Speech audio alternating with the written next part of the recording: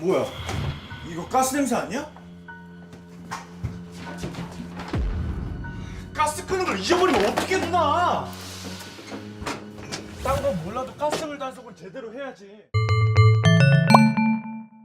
안녕하세요. 여러분의 건강한 목요일을 책임질 건강튜브 MC 백주훈입니다. 만약 갑자기 기억이 잘 나지 않는다면 단순한 건망증이 아닐 수가 있습니다. 치매 환자 100만 시대에 이제는 암보다도 두려운 질환으로 꼽히고 있는데요. 오늘은 치매에 대한 정확한 정보를 부산 본병원 주환 과장님과 함께 말씀 나눠보도록 하겠습니다. 반갑습니다. 저는 부산 본병원 신경과에서 근무하는 주환이라고 합니다. 네, 많은 분들께서 이 건망증과 치매를 헷갈려 하십니다. 예를 들어서 약속 장소 자체를 잊어버리는 건 건망증, 그리고 약속을 했다는 사실 자체를 잊어버리는 거는 치매다 이런 말이 있더라고요. 이 두 가지의 차이점이 어떻게 될까요? 사실은 치매의 대부분이 건망증으로 시작하기 때문에 사실 그거를 아주 명확하게 끊을 수는 없지만 정도에서 조금 차이가 납니다. 아까 이야기하셨듯이 과거의 사건들의 일부를 잊어버리고 아니면 또 힌트를 주게 되면 그것을 회상할 수 있다면 그건 건망증에 가깝고요. 그 사실 자체를 완전히 잊어버리고 주위에서 힌트를 줘도 기억해내지 못한다면 아마 초기 치매에서 보일 수 있는 기억력 장애일 수 있을 것입니다.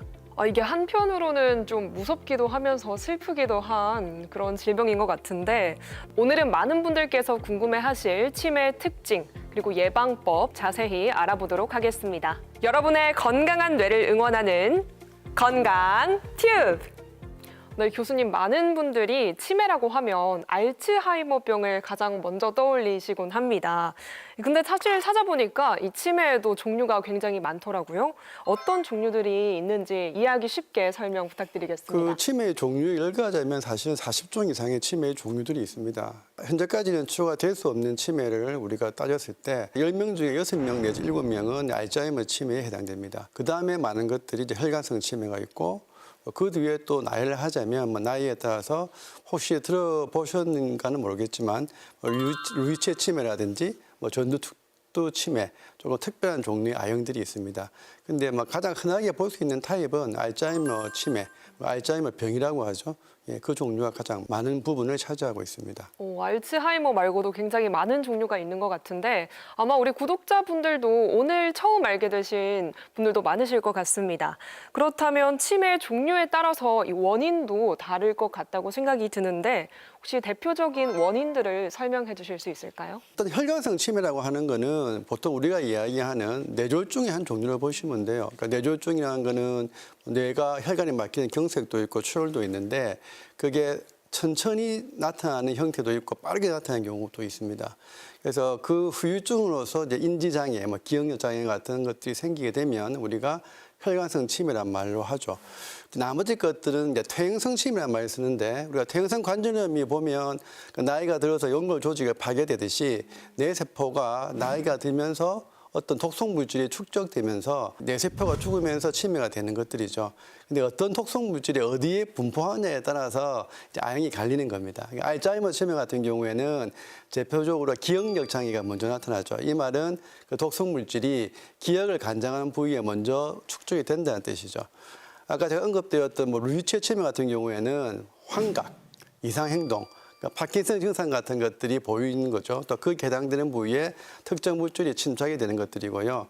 전두특두 치매는 그래서 요즘에 많이 언급이 되는 치매의 종류이긴 한데 이 치매는 언어장애, 그러니까 말을 잘 못 알아듣거나 말을 잘 못하는 그런 부위에 먼저 독성 물질이 침착되어서 나타나는 거죠. 진행되면 사실은 다 비슷비슷해요. 근데 초기에는 그 특징적인 증상들이 다르기 때문에 거기에 따라서 이제 진단이 가능하게 되는 것들입니다. 정말 다양한 원인으로 발병하는 것 같습니다. 이게 치매가 굉장히 서서히 진행이 된다고 들었지만 정확히 어느 단계에서 어떤 변화들이 나타나는지도 설명해 주실 수 있나요? 그러니까 아까 말했듯이 퇴행성이라 하면 어떤 물질들이 서서히 축적되기 때문에 증상들이 서서히 진행되는 것들이죠. 기억력 장애가 나타나서 쉽게 말하면 건망증 정도의 기억력 장애가 나타나서 한 4년이나 5년 지나면 실제로 다른 부분에서 문제가 생기는 식으로 이런 식으로 서서히 진행되는 양상을 보이게 되는 것들이죠. 혈관성 치매 일부 중에서는 하루 만에 바뀐 경우도 있습니다. 그렇습니까? 갑자기 나타나 버리면 뭐 기억을 담당하는 부위나 언어를 담당한 부위에 혈관이 막혀서 뇌세포가 죽어버리면 어제 괜찮던 분이 오늘 아침 이상해지는 것들이죠. 그러니까 병의 기전에 따라서 속도도 좀 차이가 날 수가 있습니다. 그러면 이게 치매가 더 진행이 되기 전에 조기에 아무래도 발견하는 것이 더 유리하다고 생각이 드는데 그럼 치매 검사는 좀 어떤 방식으로 이루어지나요? 일단은 제일 중요한 거는 본인이나 이제 주위에서 이상함을 느껴야 되겠죠.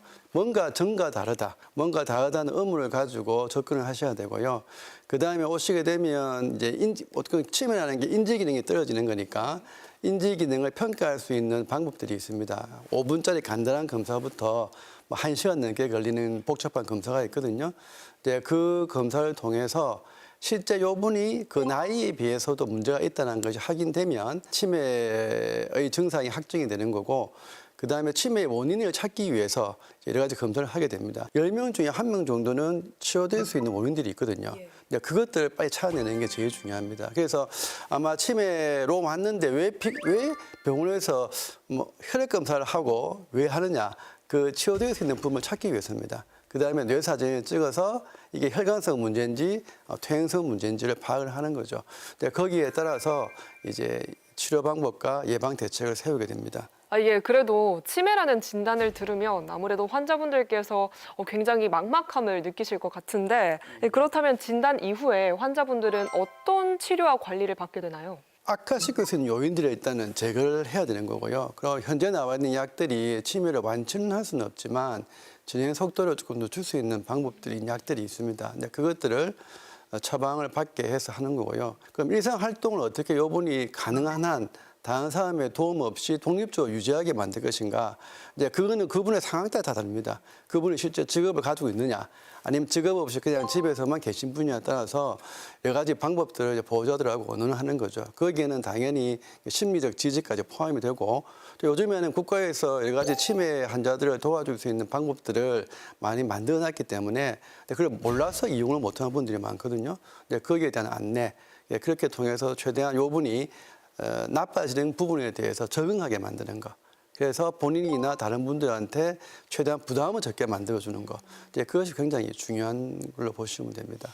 네, 이게 꾸준히 치료를 받고 증상이 더욱 심해지지 않도록 노력하는 것이 중요하겠다는 생각이 드는데 그런데 교수님 아무래도 가족 중에 치매 환자가 있으면 나도 혹시 치매에 걸리지 않을까 이런 생각을 하시는 분들도 계실 것 같습니다. 혹시 치매도 유전이 될까요? 유전성 치매들이 있습니다. 근데 유전성 치매의 비율은 높지가 않고요. 대부분 그런 분들은 65세 이전에 젊은 나이에 발병을 합니다. 그래서 저희들이 50대나 60대에 퇴행성 치매가 진단되는 분들이 있는데 그런 분들의 경우에 따른 유전자 검사를 하기도 합니다. 근데 65세나 이상 이후의 어떤 치매들은 사실은 그분이 타고난 것도 있지만 환경적인 요인이 너무 많기 때문에 그런 경우에 굳이 뭐 치매가 유전된다라고 지레 걱정하실 필요는 없어요. 오히려 이제 대신 이런 건 있겠죠. 그분과 비슷한 생활 환경을 공유했기 때문에 뭐 혈압, 당뇨, 술, 담배 이런 것들을 공유한다면 그런 것들은 조심하셔야 되겠죠. 근데 타고나는 문제하고는 조금 다른 것 같습니다. 그렇다면 일상생활에서 우리가 치매를 좀 예방할 수 있는 습관 같은 것들도 있을까요? 혈관성 부분들은 사실은 뭐 우리가 심내혈관 질환의 일종이니까 이미 알고 있는 그런 예방 방법들 많이 알고 계실 겁니다. 혈압, 당뇨, 뭐 고지혈증, 뭐 과체중, 뭐 그다음에 이제 운동 부족 이런 것들이죠. 이제 그런 것들 그 균형 잡힌 식사하는 거 이런 것들을 하시는 것들이 굉장히 중요하고요. 이제 우리가 흔히 관광하기 쉽지만 치매에 좀 중요하게 영향을 미칠 수 있는 것들이 첫 번째 청력이 제한입니다. 나이가 들어서 이 청력이 떨어져서 보청량 아시는 분들이 많거든요. 치매를 아까 발생시킬 수 있는 굉장히 중요한 요인입니다. 그래서 청력에 문제가 있다면 그걸 관리를 잘 하셔야 되고요. 그 다음에 이제 요즘에 또 많이 이야기되는 게 이 대기오염, 미세먼지 이것도 치매와 많은 연관성이 있습니다. 미세먼지 자체가 심내혈관 질환에도 위험 인자일 뿐만 아니라 치매에도 많이 연관되기 때문에 뭐 그런 쪽으로 집안 관리를 하시는 것도 도움이 될 것이고요. 조금 더 덧붙이자면 여러 가지 위험 인자가 있지만 이걸 어느 시기에 관리하느냐 굉장히 중요합니다. 가령 뭐 혈압이라든지 과체중, 그다음에 당뇨 이런 것들은 나이가 드셔서 관리하는 것은 사실 별로 의미가 없습니다. 오히려 이제 40에서 65세 사이에 관리하는 것들이 굉장히 중요하고요. 비만 같은 경우에도 중증일 때 관리하는 것이 굉장히 중요합니다. 네, 그럼 혹시 가족분들 중에 치매 환자가 있을 경우에는 좀 어떤 식으로 이렇게 케어를 하는 게 좋을까요? 그 제일 중요한 거는 이 치매 환자들을 돌보실 때 사실 힘들어하는 거는 기억력 장애라든지 기능의 장애는 아닙니다. 왜냐하면 대부분의 실제적으로 직업 활동을 한다든지 또는 가사 활동을 많이 하시는 분들이 아니거든요.